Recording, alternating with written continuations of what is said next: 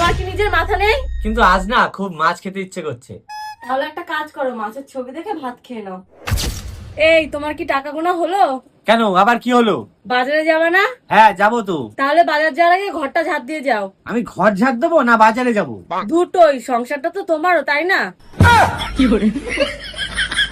ভালো লাগে না আমার আর।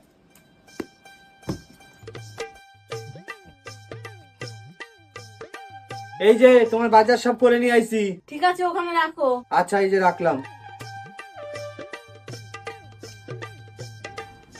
এই বাজার করে এনেছো তো, আলু কোথায়? কই, আলু আনতে বলনি তো? তা আলু ছাড়া তরকারি হবে কি দিয়ে? তা তুমি বলনি কেন? তোমার কি নিজের মাথা নেই? হ্যাঁ আছে তো। তাহলে মাথাটা কেন কাজে লাগাও না? ঠিক আছে, কাল থেকে বাজারে যাওয়ার আগে একটা লিস্ট বানিয়ে দেবে। এই ভাত বাড়ছি, খেতে আসো। আজকে কি রান্না করেছো? যা বাজার করে এনেছো তাই রান্না করেছি। কিন্তু আজ না খুব মাছ খেতে ইচ্ছে করছে। তাহলে একটা কাজ করো, মাছের ছবি দেখে ভাত খেয়ে নাও।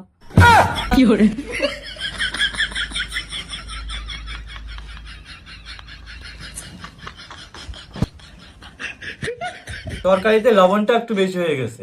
তাহলে তরকারি কম খাও। ভালো বেশি হয়ে গেছে। জল খাও। ভাতটাও বেশি নরম হয়ে গেছে। এবার তাহলে রান্না করে খাও। না না, ঠিক আছে ঠিক আছে, আমি খেয়ে নিচ্ছি। ঠিক আছে ঠিক আছে।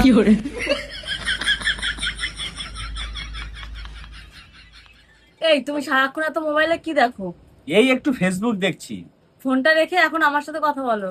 আচ্ছা বলো। এতক্ষণ ফেসবুকে কি দেখছিলে? তুমি তো রিলস বানাও, তোমারই একটা ভিডিও দেখছিলাম। তা আমার ভিডিও দেখে তুমি কি শিখলে? কি শিখলাম? তুমি যখন রেগে যাও তোমার থেকে দূরে থাকতে হবে। দূর।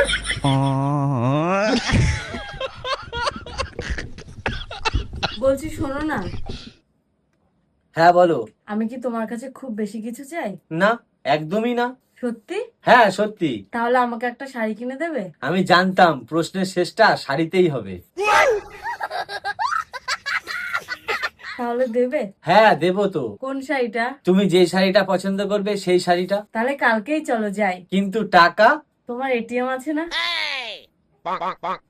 বিয়ের আগে আমি ভাবতাম বিয়ের পরে আমি বউয়ের সাথে সংসার করব, কিন্তু এখন বুঝছি বউ সংসার করছে আর আমি সংসারের ইএমআই দিচ্ছি।